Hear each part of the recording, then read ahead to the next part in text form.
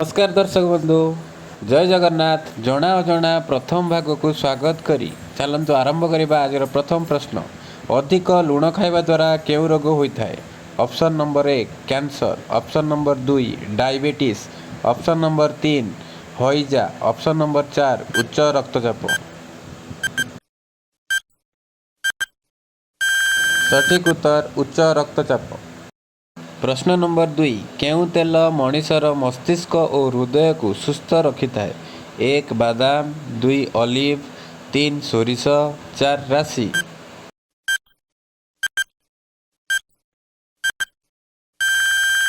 सठिक उत्तर ऑलिव। प्रश्न नंबर 3, हजम शक्ति बढ़ाइबा पई केउं फल खाइबा उचित? ऑप्शन नंबर 1 कदली, 2 अंगूर, 3 सेऊ, 4 डालिंब।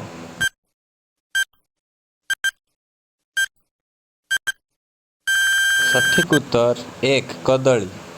प्रश्न नंबर 4, अधिक आलू खाइबा द्वारा केउं रोग होता है? Option number 1 cancer, 2 diarrhoea, 3 thyroid, 4 blood pressure.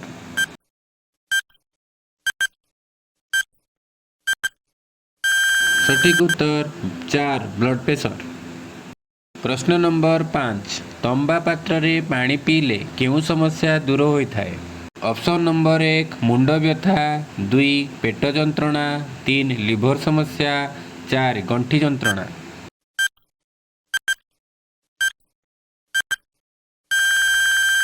सठिक उत्तर गंठी जंत्रणा। प्रश्न नंबर 6, केउं फल खाइबा द्वारा पेटरे गैस होई न थाए? ऑप्शन नंबर 1 अमृतभंडा, 2 तरबुज, 3 सेओ, 4 कदली।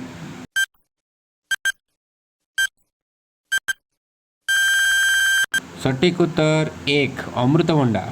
प्रश्न नंबर 7, केउं फल खाइले मुह सफा रहे? ऑप्शन नंबर 1 आंब, 2 कमला, 3 सेओ, 4 अंगूर।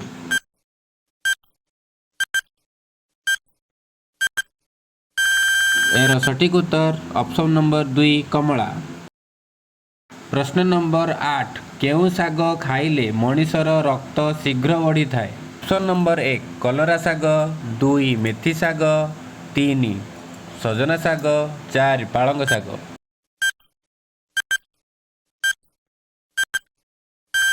एହାର सठिक उत्तर 3 सजना शाग। प्रश्न नंबर 9, प्रतिदिन तरबुज खाइले केउं रोग ठीक होता है? ऑप्शन नंबर 1 मधुमेह, 2 कैंसर, 3 कोष्ठकाठिन्य, 4 उच्च रक्तचाप।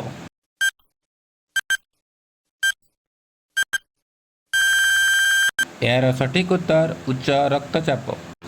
प्रश्न नंबर 10 एवं अंतिम प्रश्न, केउं परिबा खाइले मनीष शरीर में जलीय अंश बढ़ी थाए? ऑप्शन नंबर 1 काकुड़ी, 2 पियाज, 3 कलरा, 4 बैगण।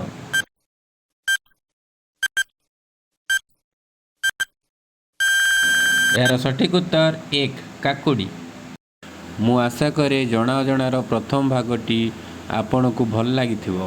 एभली प्रतिदिन जना अजना क्विज रे भाग नापी आम चैनल को सब्सक्राइब करंतु एवं आपण माने केतोटी प्रश्नर सठिक उत्तर देइछंती यह कमेंट बॉक्स रे निश्चय जणांतु। पुणी थर देखा नुआ वीडियो रे नुआ प्रश्नर सहित। धन्यवाद।